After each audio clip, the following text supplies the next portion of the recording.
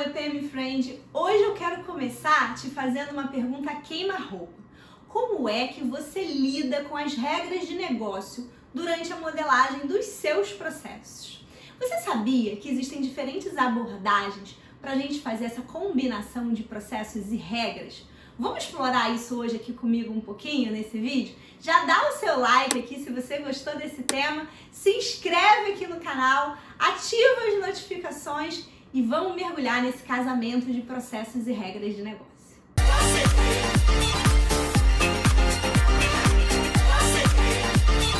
BPM Friend, para quem está começando agora nesse assunto de regras de negócio, acho que vale a pena eu te dizer que já teve um vídeo anterior aqui no canal onde eu introduzi esse assunto de regras de negócio. Então, se você quer começar a estudar esse tema bem do começo, vale a pena voltar lá e dar uma conferida.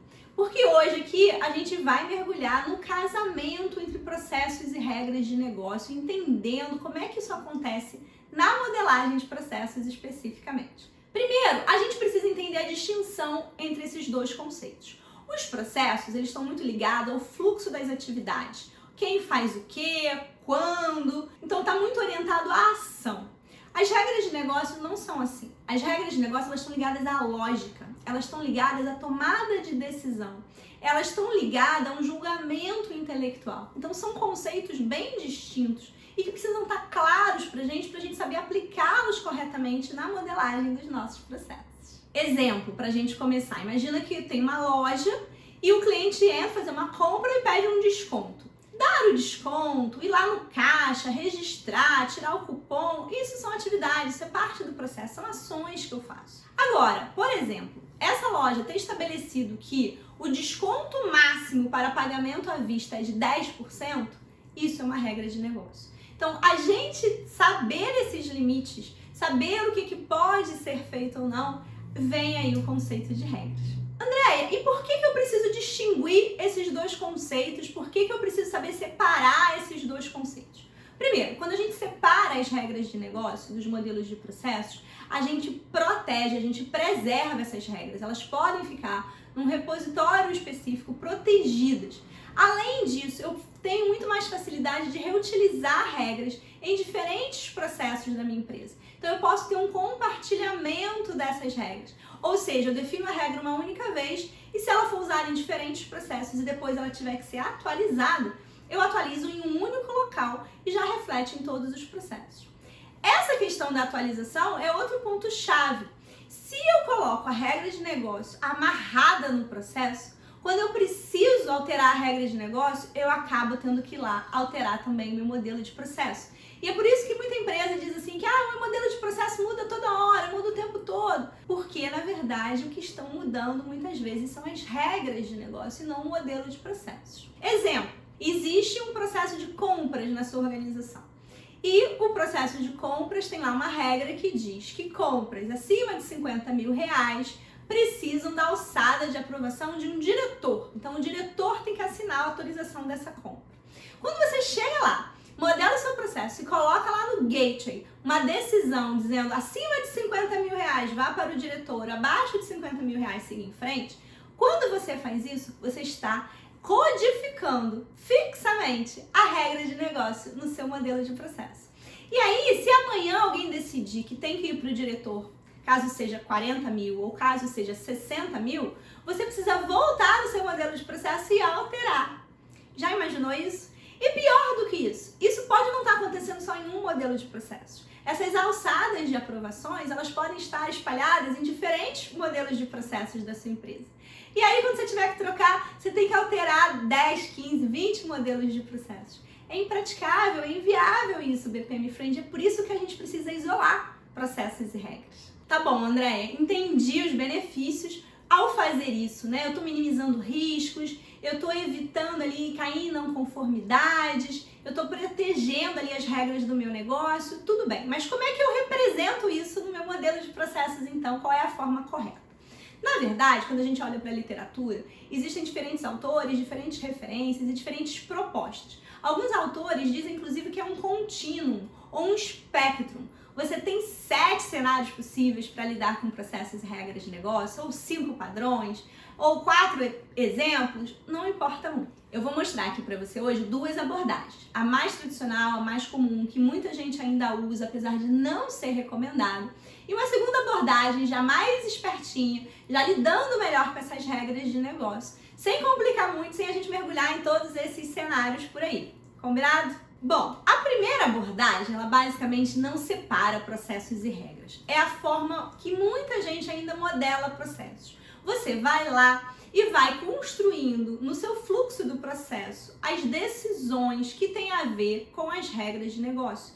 Então, os seus critérios de análise, os seus valores limites, todos os pontos de tomada de decisão, você vai codificando eles através de gateways, por exemplo, no seu fluxo de processo.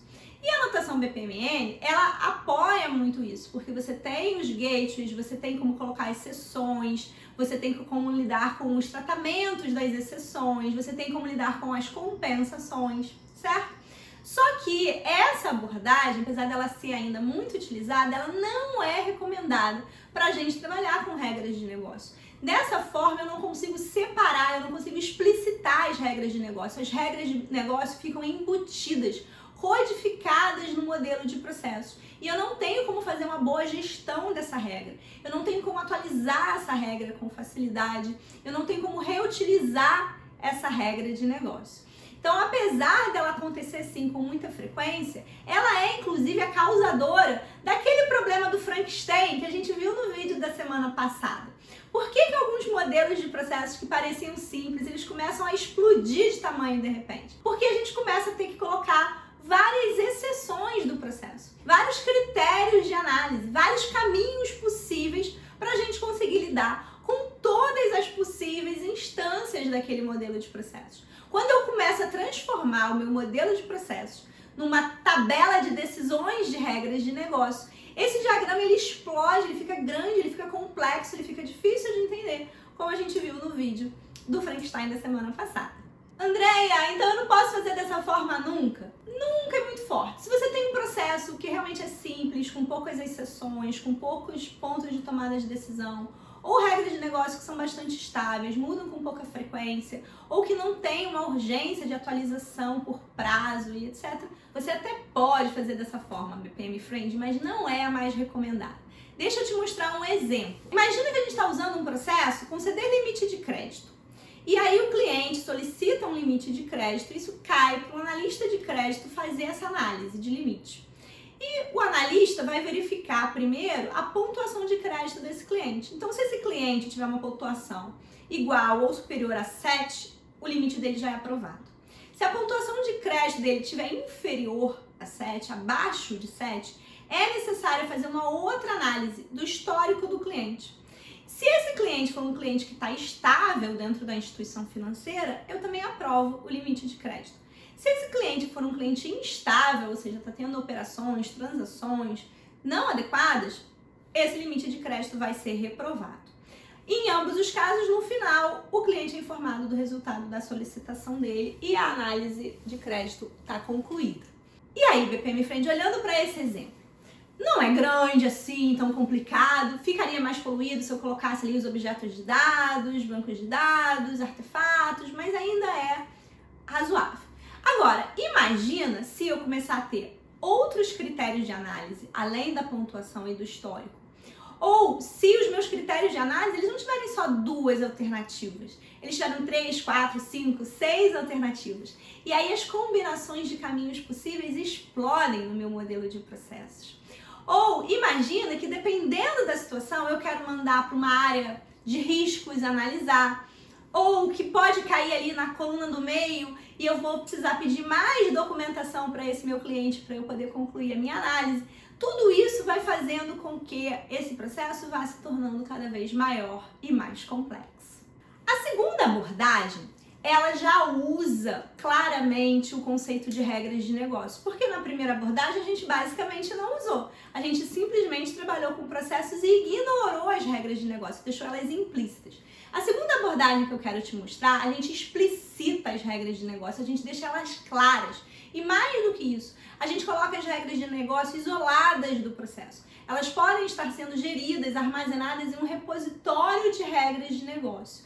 Dessa forma, eu tenho ali os metadados, eu sei quando aquela regra foi criada, qual é o prazo de vencimento dessa regra, se ela está válida ou não, em que versão essa regra está, quais eram as regras anteriores e assim sucessivamente. Eu explicito, inclusive no meu modelo de processos, usando uma tarefa do tipo regra de negócio da notação BPMN, que eu vou colocar aqui para você ver a carinha dela, que aqui, naquele ponto do processo, existe uma regra de negócio que vai ser executada e que o fluxo do processo tem que levar o resultado da execução dessa regra de negócio em consideração na hora de continuar. Dessa forma, BPM Friend, eu posso ter quantas tarefas de regra de negócio eu quiser no meu modelo de processos, ou seja, um processo pode estar ligado a quantas regras de negócio ele quiser. A mesma regra de negócio pode estar sendo reutilizada em processos diferentes. Se eu precisar mexer na regra de negócio, eu vou lá direto no repositório de regras. Eu não preciso vir alterar o fluxo do meu processo aqui. Então eu crio ali uma proteção, um isolamento. Bom, Andréia, existem ainda outras abordagens para a gente modelar regras de negócio em processos? Sim, existem. Mais avançadas, mais parrudas até. Existem outros modelos, você pode trabalhar com tabela de decisão, com modelo de decisão. Então tem mais coisa bacana por aí. Se você quiser se aprofundar nesse assunto, eu vou deixar duas referências, 2 artigos internacionais bem legais aqui embaixo para você consultar depois e estudar um pouquinho mais sobre isso. Combinado, BPM Friend? Dica final que sempre me perguntam nessas horas é ferramenta. A maior parte das ferramentas de BPMS, Business Process Management System, que a gente conhece, já lidam com regras de negócio, já implementam essa tarefa de regra de negócio na ferramenta. Então, é muito viável a gente trabalhar com essa segunda abordagem usando as ferramentas tradicionais de BPMS. Se você precisar fazer coisas mais avançadas com regras de negócio ou trabalhar com isso de uma forma um pouco mais dinâmica, existem até situações onde as regras de negócio chegam a coordenar toda a execução dinâmica de um processo que é montado automaticamente em voo. Então, para fazer esses recursos mais avançados, muitas vezes você pode precisar de ferramentas de BRMS, de Business Rules, que são as regras de negócio. E aí eu não vou dar dica desse tipo de ferramenta não, porque não é a minha praia, eu não sou especialista nisso. Mas você pode pesquisar por esse tipo de tecnologia que você vai encontrar também bastante material.